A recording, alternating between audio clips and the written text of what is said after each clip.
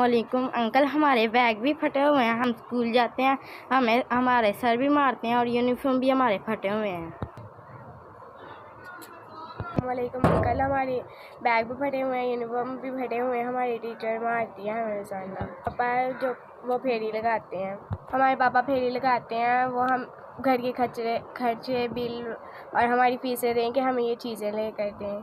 2 महीने फटे हुए हैं, वो हमें ये बैग वगैरह नहीं लेकर दे पा रहे, यूनिफॉर्म वगैरह, क्योंकि हमारे घर का खर्चा बहुत मुश्किल से चलता है। हम 4 बहन भाई हैं, हम चारों बहन भाई पढ़ते हैं और हमारे बैग फटे हुए हैं चारों के। यूनिफॉर्म भी नहीं है, शूज़ भी नहीं है।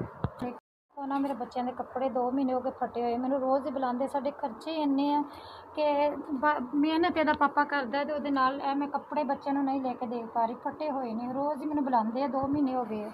तो यह भी वेखो पैंटा भी शर्टां भी मेरे बच्चियां दियां भी, तो असी इन्ने खर्चे है कि नहीं असी पूरे कर सकते हैं। हर बच्ची दे भी है, कुछ लवारां भी सब कुछ फटिया होया। तो मेहरबानी है मेरे बच्चों के, मेरी हेल्प कर दवो तो मेरे बच्चों शूज़ पैंटा कपड़े सारी चीज़ां बैग लै देवो। उन्होंने सानू कहा है कि यह चीज़ां पूरियां करो, नहीं करना तो अपने बच्चे हटा लो। तो मेरी यह ख्वाहिश है कि मैं अपने बच्चे कुछ पढ़ा ला, तुसीं मदद करोगे तो मेरे बच्चे पढ़ पाएंगे। यह मेहरबानी है तुहाडी कि मेरे बच्चों को तुसीं लै दो तो मेरे बच्चे स्कूल पढ़ते रहन, मेरे बच्चे ना हटन। तो एक दफ़ा तुसीं लै दो, फिर आस्ता आस्ता मैं खुद ही कुछ ना कुछ कर लिया करांगी।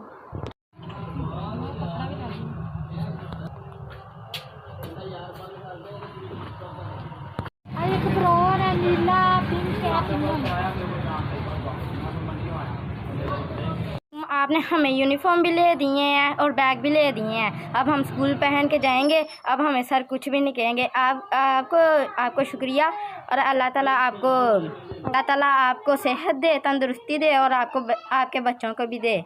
अंकल आपका बहुत शुक्रिया, आपने हमें यूनिफॉर्म और बैग लेकर दे दिया। अल्लाह आपको तंदुरुस्ती दे और आपके बच्चों को भी सलामत रखे। अस्सलामुअलैकुम भाई, मेरे बच्चे ने यूनीफॉर्म बैग मिल गया। अल्लाह उन्होंने रहमत करे, अल्लाह उन्होंने भला करे।